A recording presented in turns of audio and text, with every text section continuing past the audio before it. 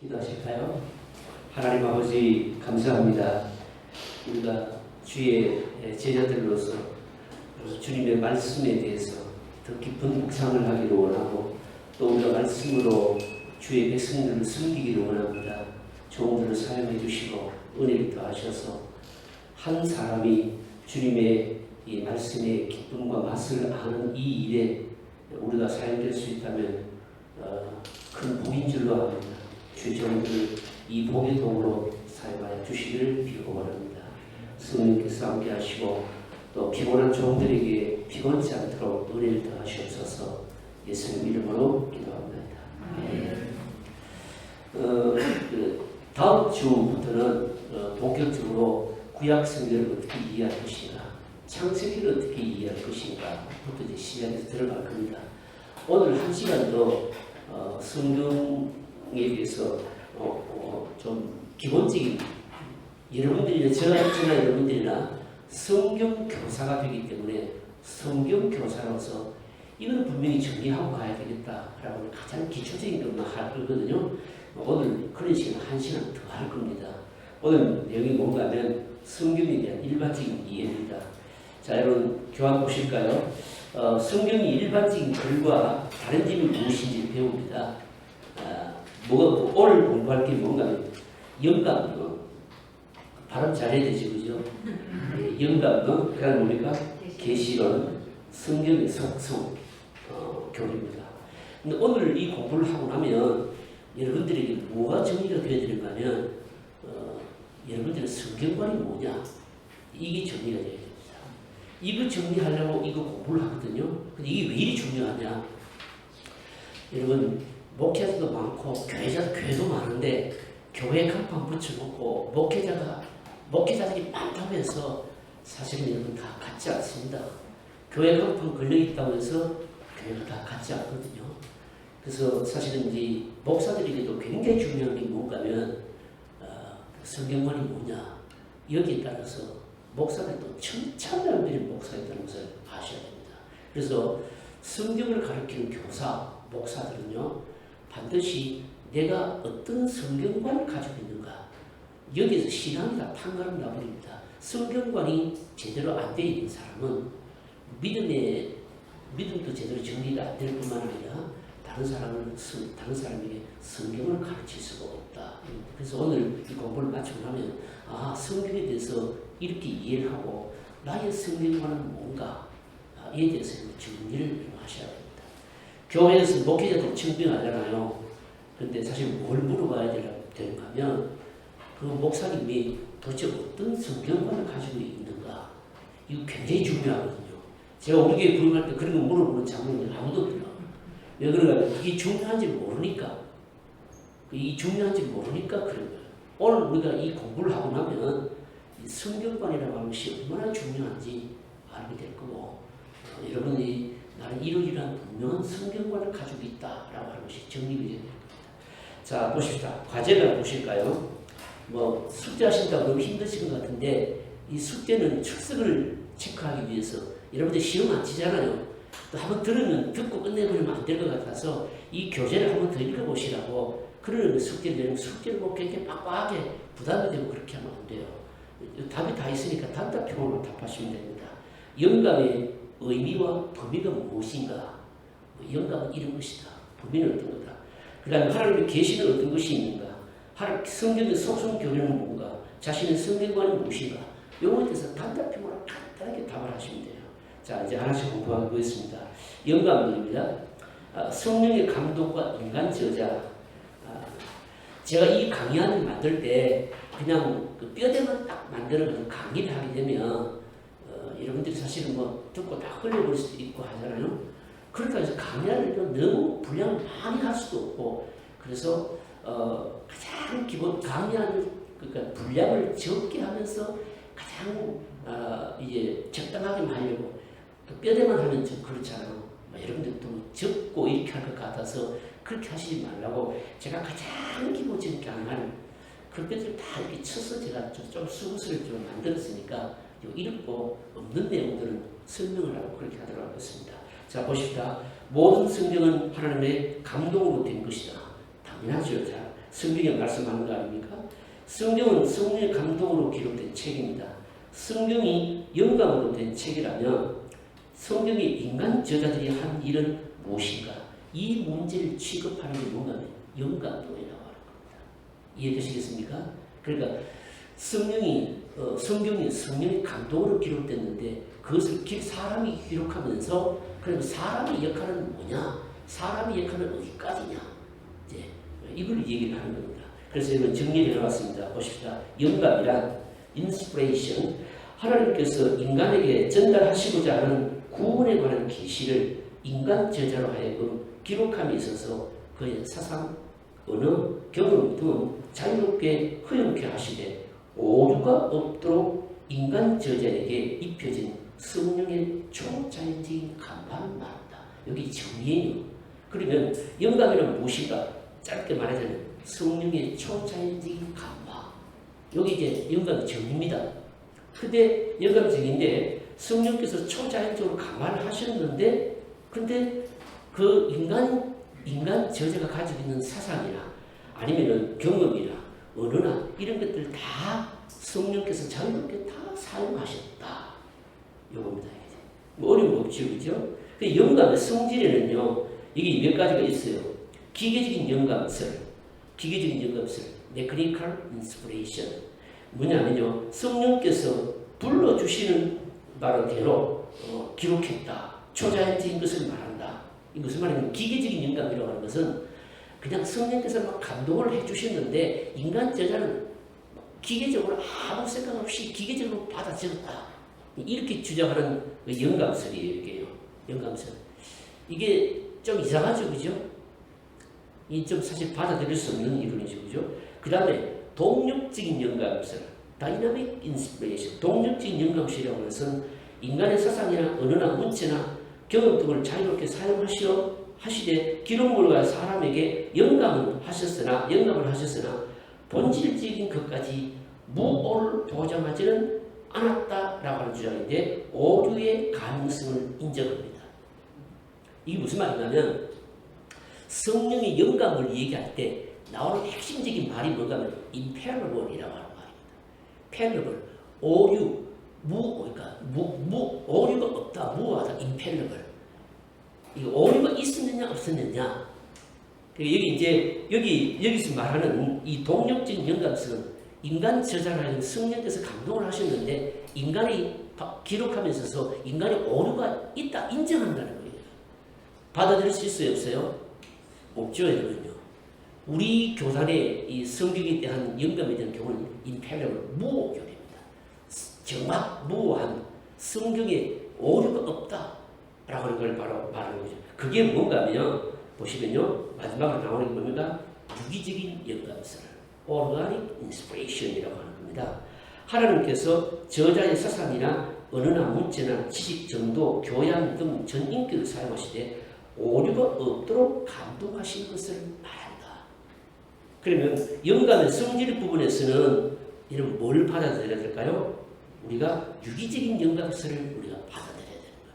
유기적인 영감설이라고 하는 것은 성령께서 인간 저자로 하여금 성령의 초자연적으로 감동을 해주시되 언어, 문체, 사상, 그와 같은 경험 다 사용하시되 인간의 오류가 없도록 감동을 해주셨다. 여기 유기적인 영감설입니다. 사실 여러분 우리 교단 이외에 장로교 교단 중에서도 이 오류를 인정하는 교단이 우리 통합청만 해도 벌써 이미 인간 저자 오류를 인정하고 있어요. 감리교 다 인정합니다. 오류 인정합니다. 그러니까 실제로 이런 분들에게는 성경이 100% 하나님의 말씀이 아닌 거예요. 나중에 좀 뒤에 가서 설명해 드리겠습니다. 여기 영감의 성질, 영감이 이런 것이다. 영감의 성질은 뭡니까? 우리는 유기적인 영감설을 믿는다. 그 다음에 또 봅시다. 영감의 범위에 대해서는 영감의 범위, 도대체 어디까지 이 영감이 성령의 초자연적인 감동이 미쳤느냐? 이걸 말하는 것이거든요. 보시면요.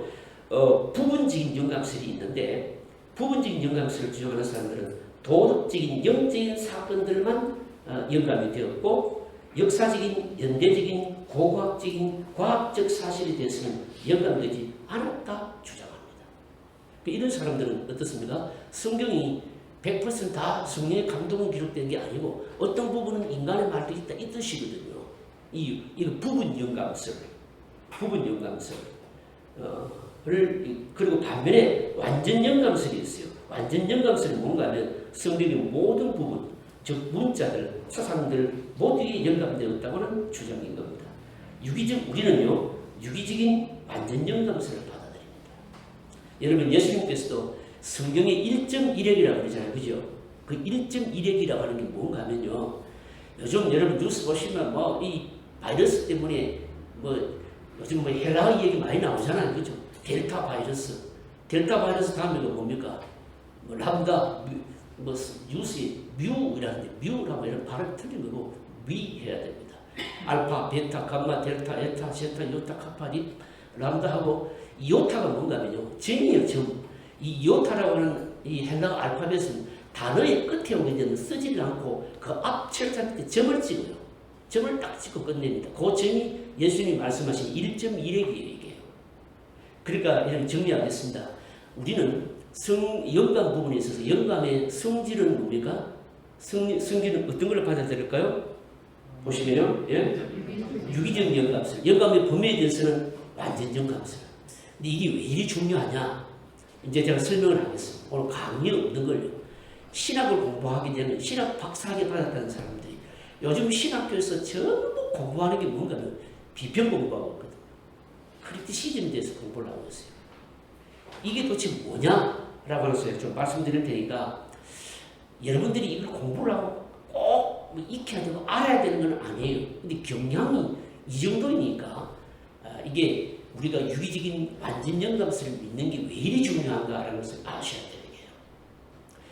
신학교에 가게 되면 신학 박사학위 받고 오신 분들이 학교에서 신학생들은 그 사람들 다 목사들의 사람들인데 구약 신약 공부하면서 거의 구약 신약을 공부하면서 비평 공부를 하고 있거든요.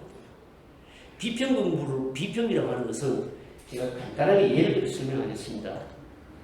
구약 같은 경우는 지금 이제 문서설을 주장하고 있거든요. 문서설이라고 하는 게 뭔가 하면 예를 들어서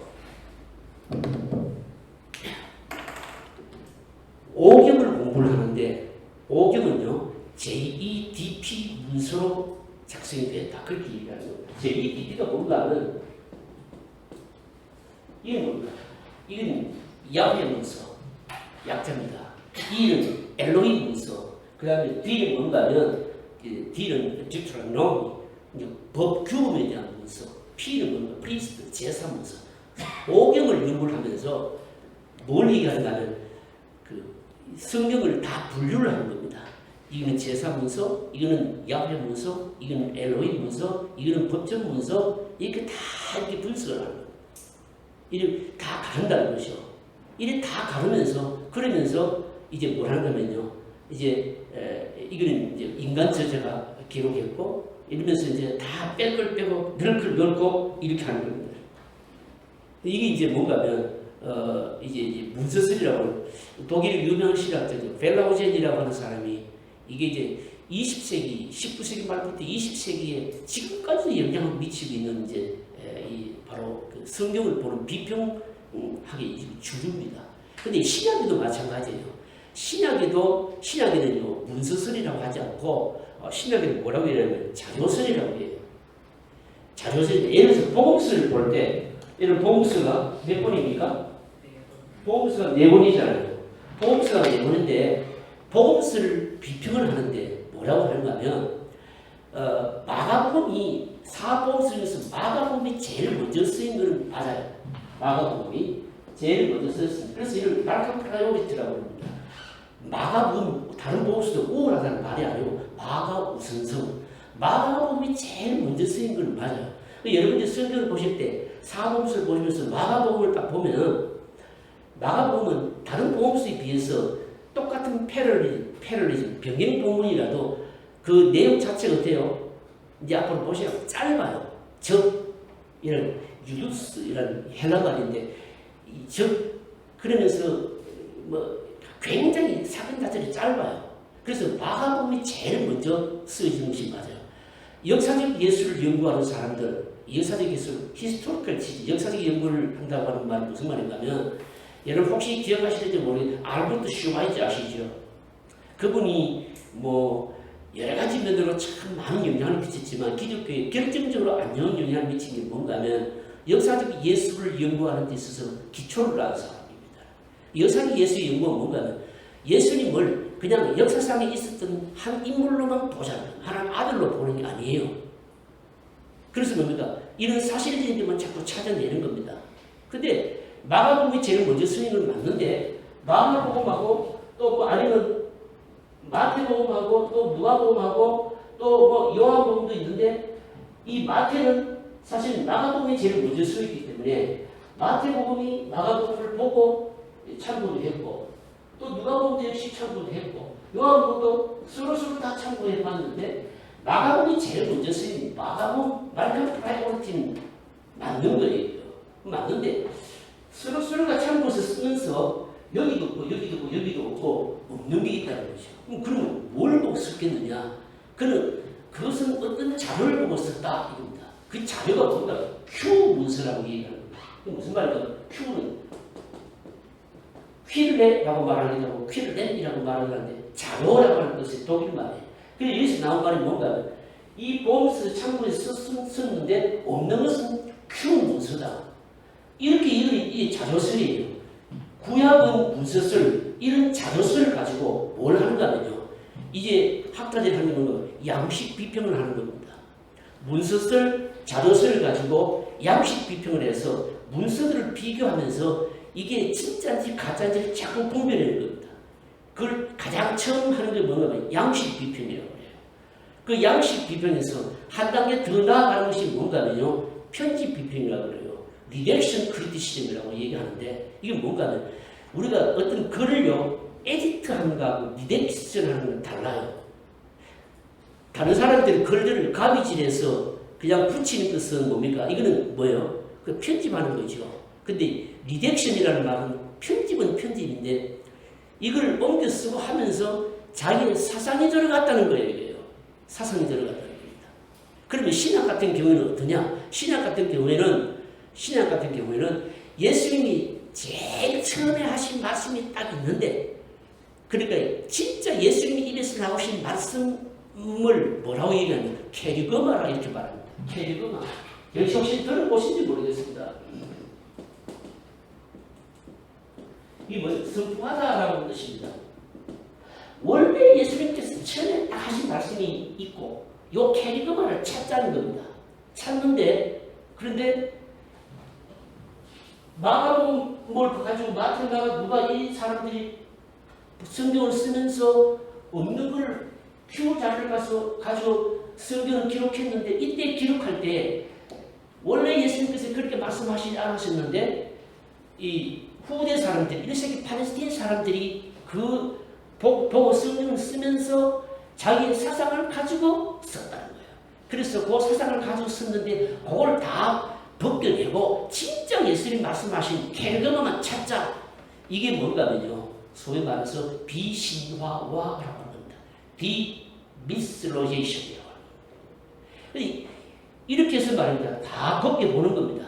그래서 이거는 비평을 하면서 양식 비평하고 편집 비평도 하고 요즘은 비평이 어디까지 있냐면 캐노니컬 어프로치까지 나와서 정규론 비평까지 나가서 학자들이 성경을 그냥 난도질 하는 겁니다.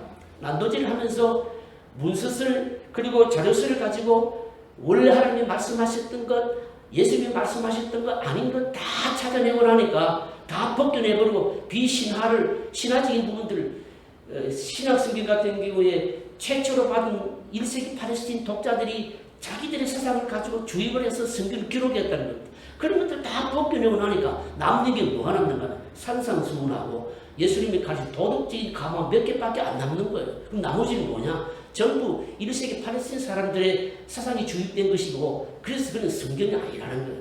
이런 식으로 성경을 난도질해보고 나니까 아무도 성경이 남는 게 없습니다. 그러면 여러분 성경이 뭐가 되는 거죠? 이거는 하나님의 말씀이 아니고 사람의 말밖에 안 되는 거예요. 근데 이렇게 공부하고 연구해서 학자들이 뭘 받아요? 학위를 받아요. 그 사람들이 다 교수가 돼서 목사가 되겠다고 하는 사람들을 가르치고 있는 거예요. 그러면 거기서 공부하고 있는 사람들이 목사가 되어 나와서 설교를 하는데 성경을 가르치는데 성경에 대한 무슨 권위가 있겠냐? 아무 권위가 지금 여러분 현실이 여러분 이래요. 여러분. 우리 교단은 이런 양식입니까? 크리티시즘 비평을 전부 다 거절합니다. 받아들이진 않습니다. 그리고 완전 뭡니까? 축자 연금에다가 유기적인 완전 연금술을 받아들입니다. 일정 이력도 변함없이 하나님의 말씀이고 인간 저제가 기록함에 있어서도 뭡니까? 한치의 imperable, 뭡니까? 무오하다, 오류가 없었다라고 하는 것을 뭡니까? 인정하고 있어요. 여러분 그래서 우리가 성경을 가르치는 교사로서 이걸 분명히 해야 된다. 분명히 해야 되는 거예요. 여러분 우리나라도요. 이 개신교 역사가 지금 별로 안 돼요. 짧습니다. 근데 이리 짧은데도 불구하고 과거에 교단이 나누어졌잖아요. 교단이 나누어진 여러 가지 이유들 중에 하나가 보시면 물론 목사님들 싸우고 나누는 정치권 때는 정치적 이권 때는 나눠진 경우도 있지만 또 그 배경 이면에는요. 사실 처음 이 나누어진 출발점에는 이 모세오경의 저작권 때문에 사실 싸우고 나눠졌거든요. 지금 우리 교단하고 몇몇 교단을 제외하고 전 세계적으로 모세오경 모세가 썼다 그렇게 믿는 사람은 아무도 없어요. 우리나라도 지금 여러분 마찬가지입니다. 이런 실정이라는 말입니다. 그런 점에 있어서 우리는 뭡니까? 뭘 해야 될까요? 성경에 뭡니까? 이 완전 유기적인 완전 영감을 우리는 꼭 붙들어야 된다. 아멘이신가요? 아멘. 여러분들 이거 가르치실 필요는 없습니다. 근데 오늘 경향이 이렇다는 거예요, 지금요. 온 신학생들이 여러분, 신학교 가기 전에 비평 공부밖에 공부를 안 해요. 근데 여러분, 이거 해가지고 감동도 없고, 또 이거 해가지고 공부를 해서 교회 가서 설교를 하고 성경을 가르친다는 게 말이 안 되는 거예요, 이거요. 그런데도 불구하고 그거 가르치고 있고, 그거 배우고 있고, 그래서 목사 돼가지고, 그러니까 어때요? 여러분 설교를 하면서 성경 얘기를 안 합니다. 왜냐하면 성경이 하나님의 말씀에 대한 권위를 가지고 있지 않거든요. 성경 얘기 안 합니다. 뭐 하는가? 뭐 하는가 하면 성경을 그냥 읽어놓고 성경을 읽어놓고 그냥 자기 얘기하는 거예요. 오늘 우리 기독교 현실입니다. 사실 심각한 거거든요. 심각합니다. 종교개혁의 여러분 모토가 뭡니까? 종교개혁의 모토는 사실은 성경으로 돌아가요. 오직 성경, 솔라 스크립투라. 다시 성경으로 돌아가야 돼요. 그런데 구원론에 있어서는 뭡니까? 오직 믿음으로 구원받는다. 솔라 피데. 바로 이거였거든요. 사실은 어쩌면 오늘 우리 시대가 그런 시대라는 것을 아셔야 돼요. 그래서 성경을 가르치려고 하는 교사들은 뭡니까? 유기적인 완전 영감성을 믿고 그리고 뭘 믿어야 되는가 하면요. 성경의 무교리를 믿어야 되는 겁니다. 인간이 비록 성령의 초자의 감동을 통해서 기록했지만 오류가 없도록 하나님께서 간섭하셨다는 것을 믿어야 돼요. 여러분의 성경과는 뭡니까? 완전 유기적인 완전 영감성을 믿으셔야 돼요. 아멘이신가요? 자, 그 다음에 보십시다. 그 다음에 디모데후서 3장 16절 이 말씀이 그 말씀인 거예요. 그 다음에 그 밑에 보시면 성령의 영감과 조명을 구별해야 된다. 이 말도 굉장히 중요한 거예요. 조명은 뭐고 영감은 뭐냐? 이게 왜 잘 안 짓지? 빨리 찍어야 되나? 성령의 영감과 조명을 구별해야 된다. 여기서 제가 설명해 놨어요. 자, 보십시오. 읽을게요.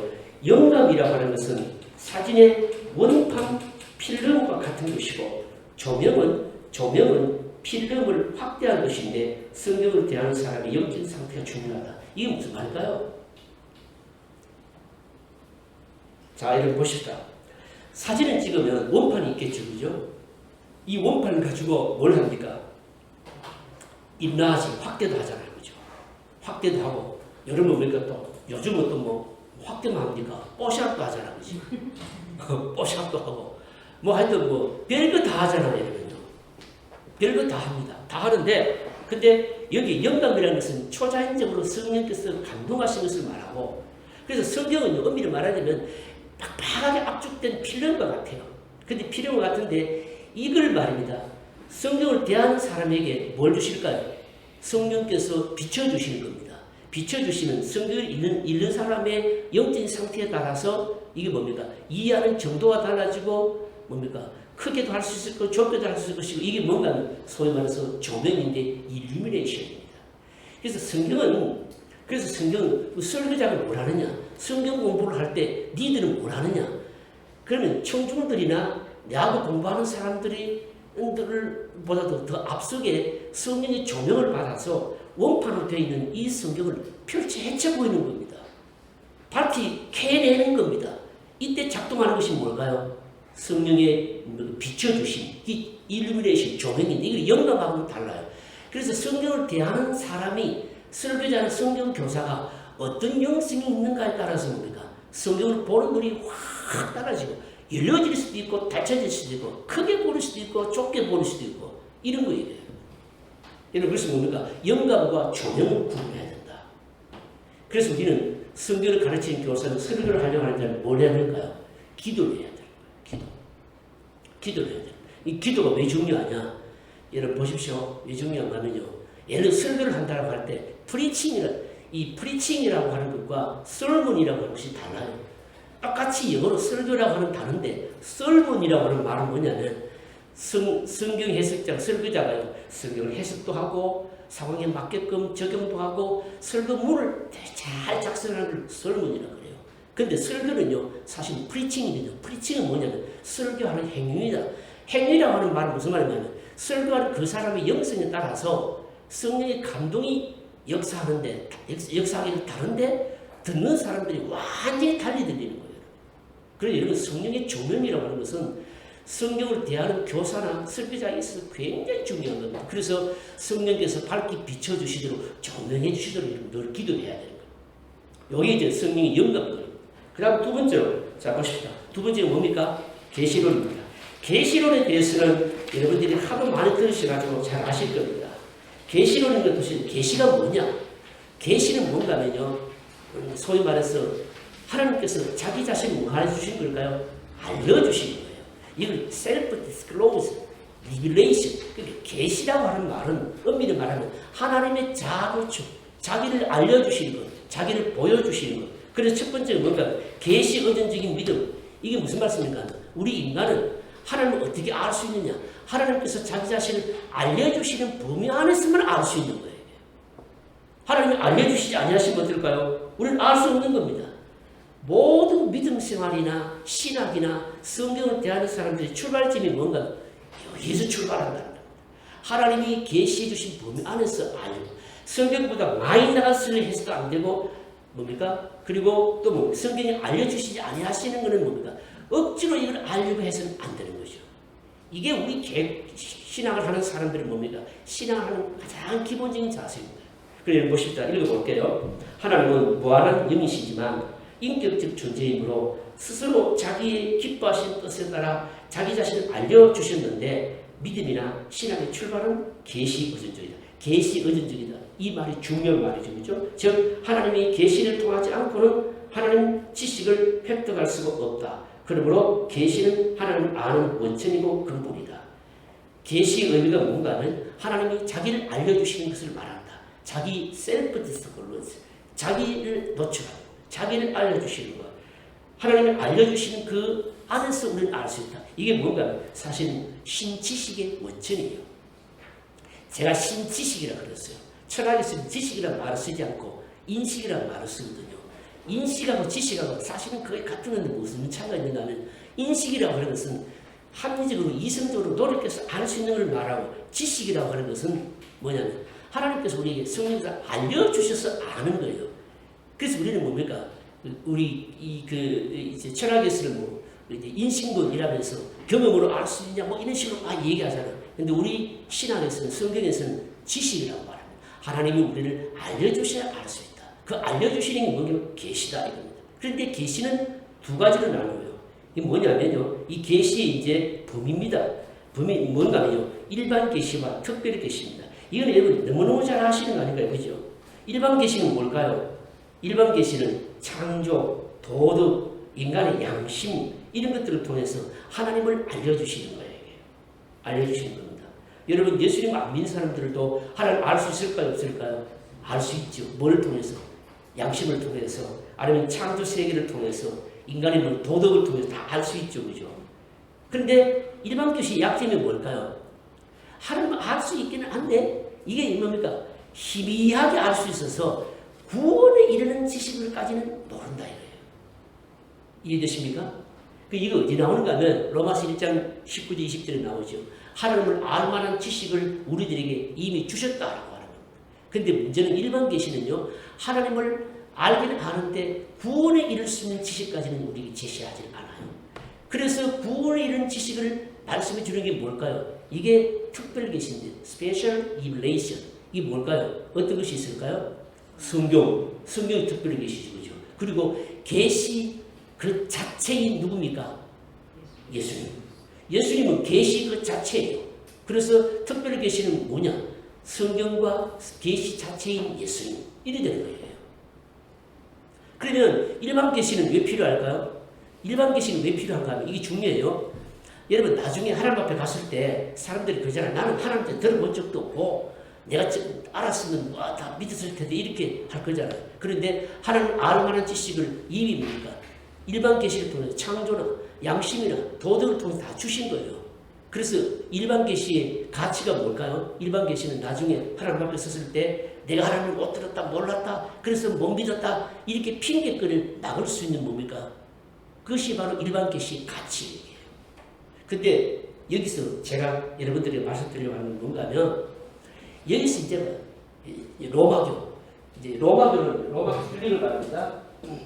이제 이 천주교죠. 천주교는 일반 계시만을 통해서도 얼마든지 하나님을 알 수 있다 이렇게 얘기합니다.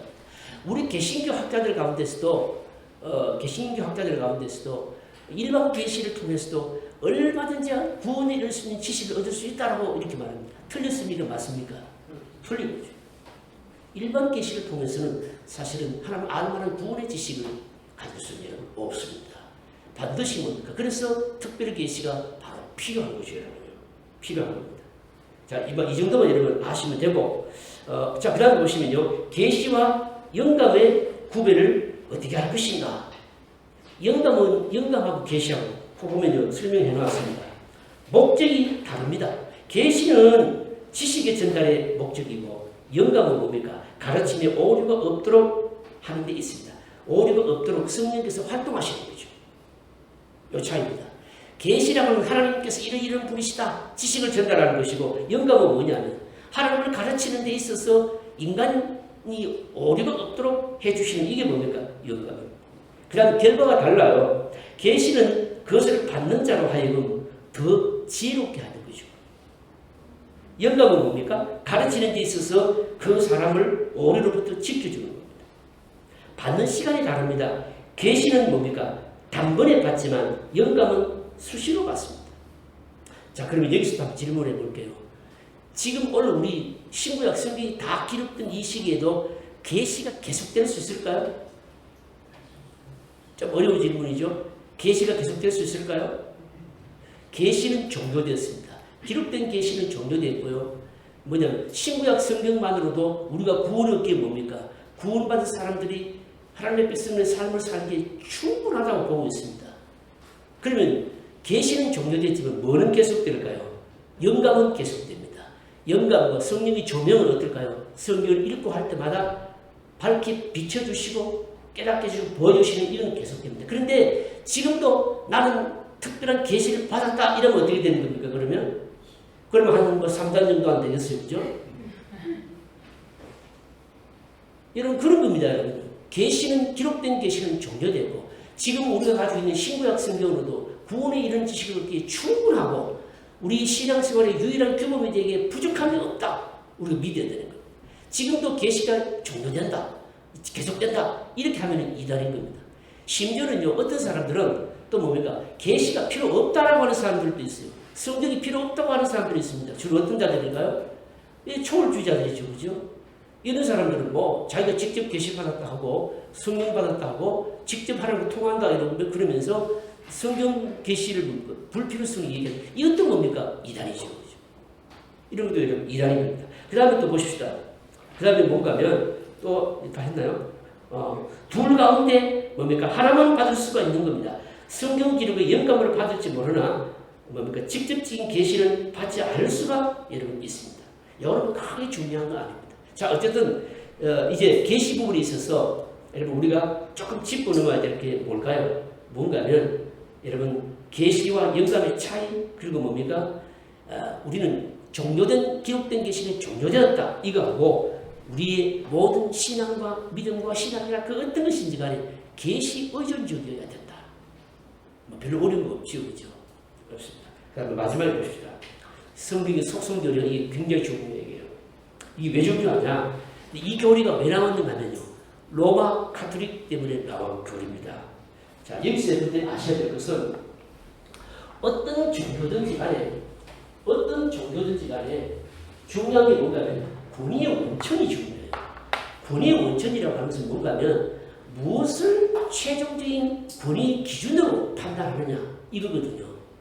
권위의 원천이 있어서 이 로마교하고 우리 개신교하고는 많이 차이입니다. 우리 개신교는요, 신앙이나 생활이나 어떤 부분에 있어서 모든 믿음 생활에 가장 원천은 뭡니까? 단 하나밖에 없어요. 그게 뭘까요? 오직 성경입니다. 성경만이 유일한 기준입니다. 솔라 스크립투라. 지금 내가 하는 말 지금 라틴 말입니다. 솔라 스크립투라. 오직 성경입니다. 근데 로마교는요, 여러분 이 권위의 원천이 여러 개입니다. 첫째는 성경입니다. 로마교입니다. 권위의 원천이 성경. 이 사람들은 성경도 말입니다. 우리 가지고 있는 지금 신구약서 66권 이것만이 아니고 뭐도 인정하는가 하면 뭐도 인정할까요? 외경도 포함시켜요. 외경, 여러분 성경에 외경이 그 가격이 있는 거 아시죠?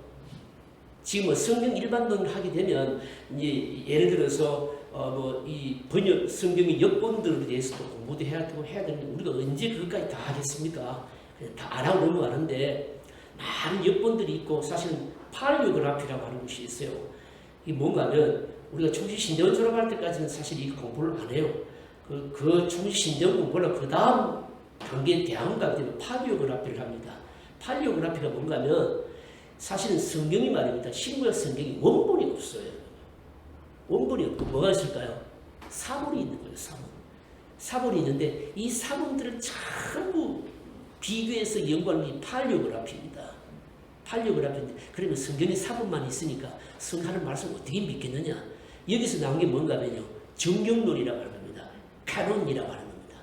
왜 이 성경 66권이 이 유일한 우리의 하나님 주신 말씀으로 받아들일 수 있느냐? 이걸 역사적으로 쭉 공부를 하는 게 이 사실 정경론이거든요. 원래 카논이라고 하는 말은 무슨 말입니까? 자를 말하자는 거죠. 자. 일본 말을 해도 되나? 일본 놈들이요. 하여튼 이름 짓는 거는 기가 막히지요. 이 뭡니까? 카메라 뭡니까? 작은 카메라 그 캐논 맞죠? 그 왜 캐논이라 지었는가는 자기들 기술이 사실은 모든 기술의 기준이라는 거예요. 그런 뜻으로 지은 거예요. 그게 어디서 나왔는가 하면 성경, 정경 이런 걸 말할 때 캐논 거기서 나온 말이에요. 자, 척도라고 하는 뜻이에요. 차 이름도요. 뭐 그렇게 짓잖아요. 인피니티 이런 거는 여러분 사람에게 붙이는 말이 아니에요. 무한. 하나님이 무한하신 이 인피니티거든요. 그런 거 갖다 붙이고 우리나라도 좀 보면 참 제네시스. 사실은 뭐 그렇게 전 차에다 붙일 이름은 아닌 것 같아요. 말씀드리려고 하는 건 뭔가 하면 어쨌든 이 사람들은 이 외경을 말입니다. 정경 신구의 66권 이외에 참고로 볼 수 있는 외경도 있고 또 가경도 있어요. 가경은 뭔가 하면 원래 여러분 오리지널 문서가 있으면 뭡니까? 가짜 문서는 많거든요. 성경도 보면 여러분 마태복음만 있는 게 아니고 도마복음도 있고 희한한 복음이 다 있어요. 전혀 근거 없는 그런 것들을 우리가 가경이라고 해요. 가경은 아예 가치가 없으니까 볼 가치도 없고 근데 이 권위의 원천을 얘기할 때 천주교는 로마교는요. 성경을 먼저 인정하는데 외경도 넣어요. 그 다음에 또 이 사람들은 또 뭘 주장하는가 하면요. 여러분 또 중요하게 여기는 뭐냐면 전통이에요. 전통. 트래디션.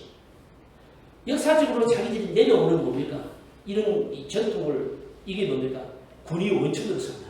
그리고 진짜 중요한 게 뭔가 하면 교황의 교시. 뉴스를 보게 되면 가끔 여러분 뉴스를 보게 되면요. 이 교황 교시라는 게 뭔가 하면 시대 상황이 변함에 따라서 성경 말씀을 뭡니까? 새롭게 누가 해석합니까? 교황이 해석을 하는 거예요. 해석을 해가지고 새롭게 해석한 것이 이렇게 새롭게 바뀌었다 이러면서 이거는 엄청난 규칙이 변하는 거기 때문에 굉장한 뉴스거리가 돼가지고 막 뉴스에 막 나오잖아요. 교황의 교시. 뭐 교황의 교시라고 하기도 하고 뭐 아니면 요 교황의 해석이라고 하기도 하고 우리는 권위의 원천이 성경밖에 없는데 이 로마교는요 외경도 말이 성경이 자기들이 권위의 원천이라고 이렇게 하지만 실제는 성경은 별로 가치를 여기질 않습니다. 뭘 더 중요하게 여기는가 하면 교황 교시를 더 중요하게 여기죠. 그래서 여러분 기본적으로 아셔야 될 것은 천주교는 평신도들에게 레이맨들에게 성경 해석권이 있을까요 없을까요? 없어요. 요즘은 많이 나아졌어요. 천주교의 여러분 미사 여러분 예배 가보시면 예배 의식이나 말 자체가요 우리나라 말은 전혀 거의 없어요. 주로 라틴어를 씁니다. 왜 그랬습니까 하면요 왜 그랬습니까? 그래야 평신도들이 모르니까 평신도들을 뭡니까 완전히 문외한으로 만들어 놓은 거예요. 여기에 대해서 사실은 반기를 들고 다 틀려서 성경으로 돌아가자 하는 게 이게 뭡니까? 레포라만다 하는 거면 리포메이션, 종교개혁이에요. 개혁이라고 하는 말은 이 뭡니까? 바꾸자는 것보다는 사실은 돌아가자는 거죠. 어디로 돌아가냐? 솔라스크립트로 성경으로 돌아가자는 겁니다. 그래서 성경 이외에 우리 개신교는 성경 이외에 권위의 원칙을 하나도 인정하지 않습니다. 그런데 로마교는 뭡니까? 로마교는 말은 성경이라고 말하는데 권위의 원칙을 넣어놓긴 했지만 실제로 모든 권위의 원칙은 누구에게 있을까요? 교황에게. 교황에게. 그것 때문에 나온 교리가 이 성경의 속성교리예요. 성경의 속성교리는 몇 개 있습니다. 제가 읽겠습니다.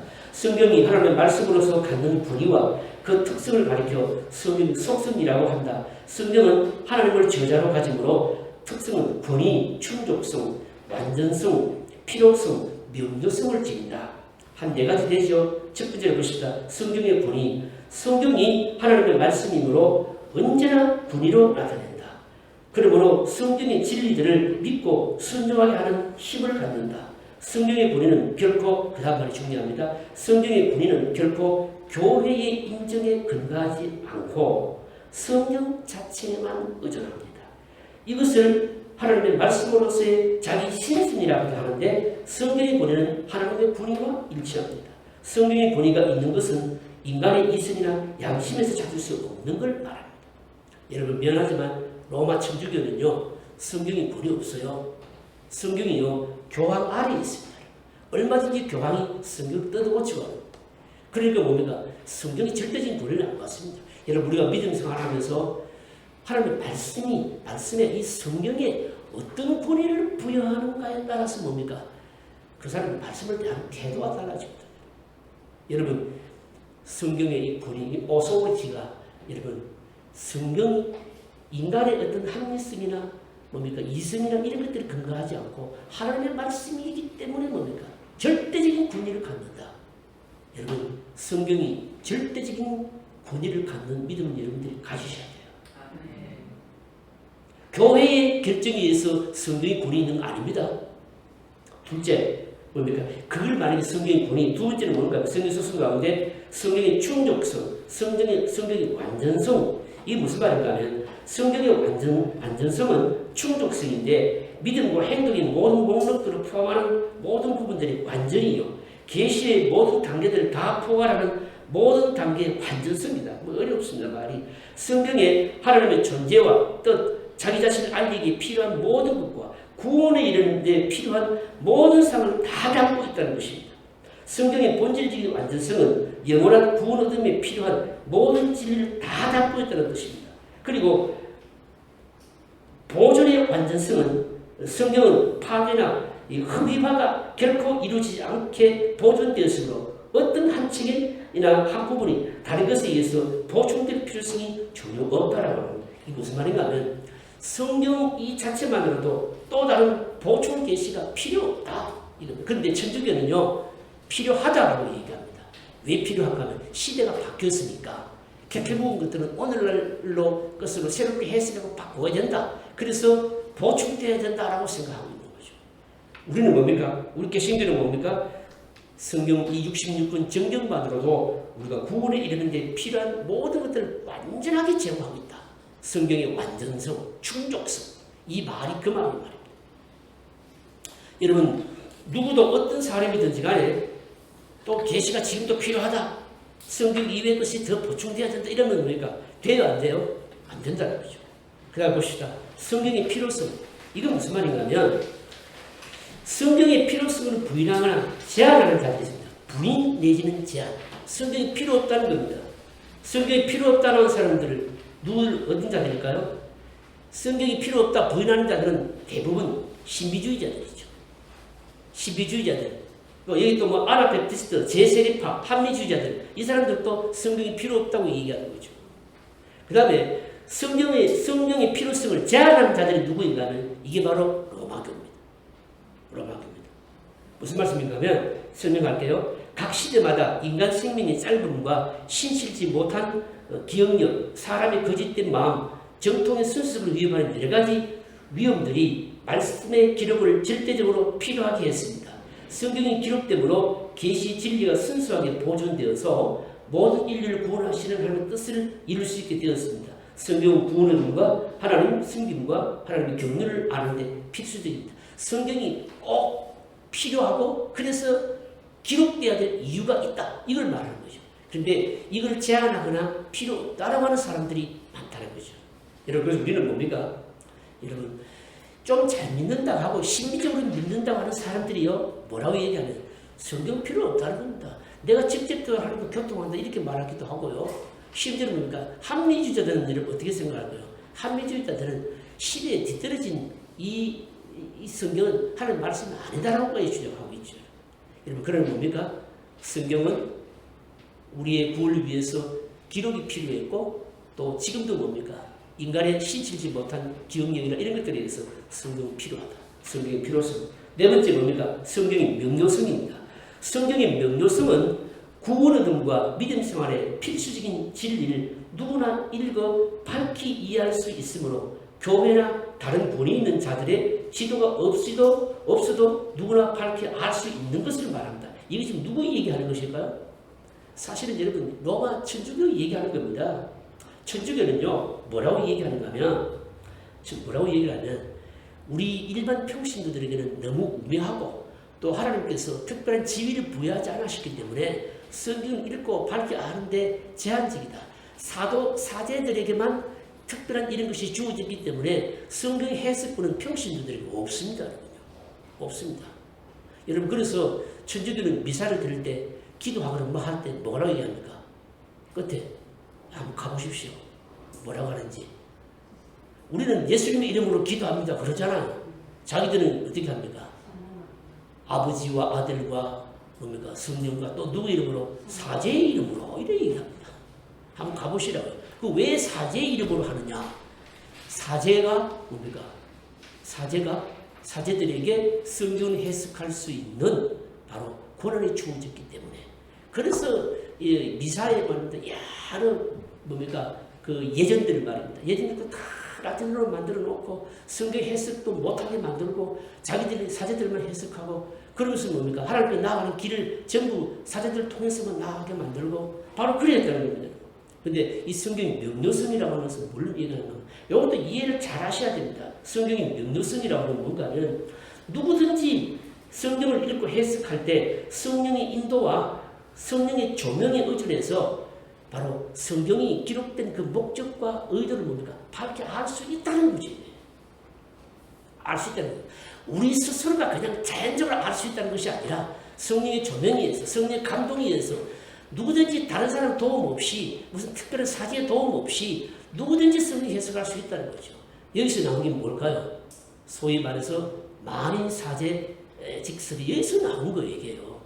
누구든지 다 성경을 읽고 해석할 수 있고 성령의 조명과 뭡니까? 성령의 감동에 의해서 다른 사람의 가르침을 안 받고도 스스로가 깨우칠 수가 있는 것이 이게요. 이건 뭡니까? 직접 계시의 시대입니다. 간접 계시가 안 하는 것이 이게요. 우리 여기서 이걸 말하는 게 뭔가? 성령의 명료성이라는 거예요. 좀 더 읽어볼게요. 모든 교회는 교황에게 순복하고 평신도로 하여금 함부로 성경을 읽지 못하게 하였습니다. 성경 자체가 성경을 해석할 수 없고 반드시 교회, 즉 교회의 유권적인 해석이 필요하다고 주장합니다. 그래서 로마교와 개신교의 권위의 원천이 완전히 다른 겁니다. 신자의 마음속에 성령이 내주하십니다. 그러므로 누구든지 성령의 도움으로 성경을 읽으며 해석하여 구원에 이르는 지혜를 얻을 수가 있습니다. 주의할 것은 성경 자체가 다 명백하게 어떤 해석도 필요 없음을 의미하지 않습니다. 다만 구원에 필요한 지식을 성경으로부터 성령의 도움으로 명백히 알 수 있다는 것을 성령의 명조성 이걸 말합니다. 여러분 이 성경의 명조성이라고 하는 것은요 이게 무슨 말이냐면 한 번 또 좀 더 보충해야 될 것이 있는데 이게 뭔가는 이 성령의 명조성이라고 하는 것은 우리 스스로가 뭡니까 누구든지 이제 성경 해석자가 될 수 있다는 것이죠, 그죠? 해석자가 될 수 있다는 겁니다.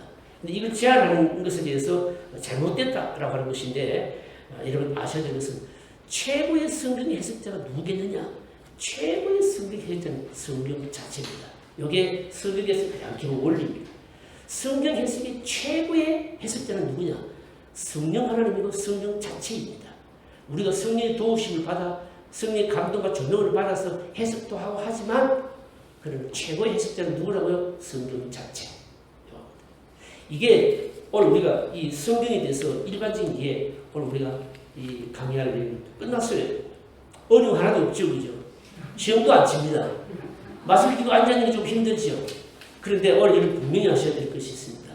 저나 여러분들이 성경을 가르치는 사람으로서 여러분들 성경관이 뭐냐? 이제 정리를 해야 됩니다.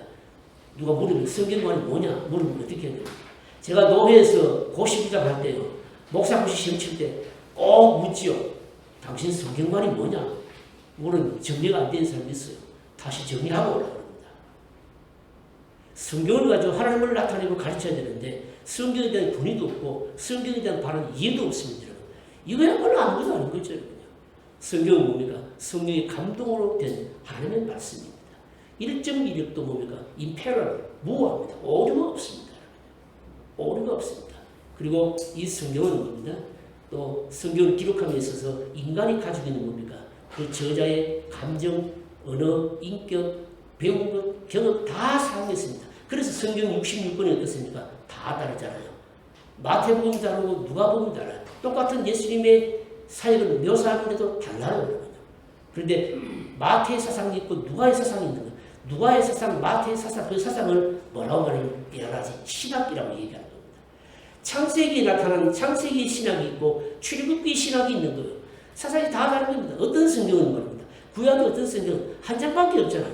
그런데 그 한 장이 너무너무 엄청난 주제를 가지고 쓰여졌기 때문에 그 한 장에서 담겨있는 띠아라지 사상은요. 신학은 너무너무 심오한 겁니다. 그래서 우리는 뭡니까? 이런 것들을 알고 성경을 대해야 된다. 여러분들의 성경관이 뭡니까? 나는 성경 말씀은 일정 미력도 오류가 없는 하나님의 영감된 말씀이요. 그리고 영감을 이 성경을 기록할 때에 인간 저자로 하여금 그 인간이 가지고 있는 모든 것들을 성령께서 사용하게 하시되 오류는 없도록 하게 하셨다. 이것을 기록하고 보존함에 있어서도 오류가 없도록 하셨다. 그래서 우리의 신앙과 신학의 최고의 최종적인 분위는 뭘까요? 분위의 원칙은 뭘까요? 다른 것은 하나도 없습니다. 오직 하나밖에 없어요. 뭘까요? 솔라스크립토. 오직 성경 이외에는 아무것도 없다는 거죠. 이게 우리의 성경관인데 이게 분명해야 됩니다. 그리고 여러분 보십시오. 여러분들이 이 소그룹을 리드하기 위해서 훈련받으러 오셨잖아요. 훈련받으러 오셨는데 여러분들이 뭘 하시고 제모자고 가지셔야 되는가 하면 이걸 가져야 됩니다.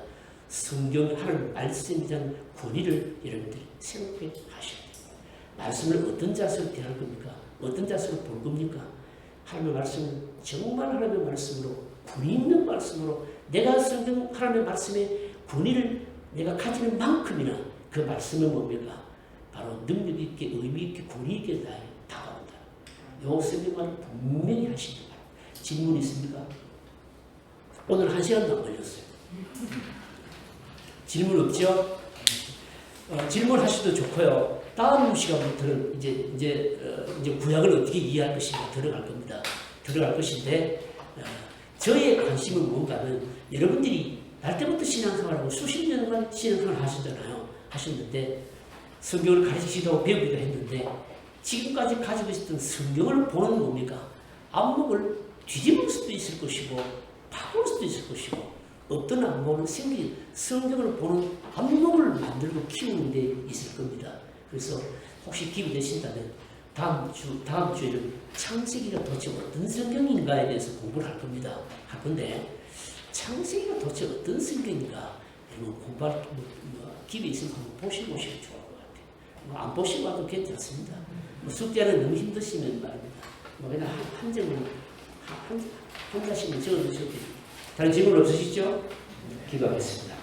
하나님 아버지, 은혜를 감사합니다. 주의 종들을 말씀의 선지자로 또 세움받으려고 합니다. 종들에게 성령께서 함께 하셔서 하나님의 말씀에 대한 권위를 다시금 부여하게 하시고 이 말씀을 붙잡는 것이 우리가 사는 것이고 이것을 통해서 또 사람들이 살리는 놀라운 역사가 종들을 통해서 일어나게 해주시고 종들에게 지혜를 주시고 피곤치 않게 하시며 늘 은혜를 도와주시고 그 마음속에 말씀에 대한 기쁨과 열정과 하나님을 더 알아가는 것으로 인해서 즐거움이 더하게 주시옵소서. 예수님 이름으로 기도하옵나이다. 아멘. 수고하셨습니다.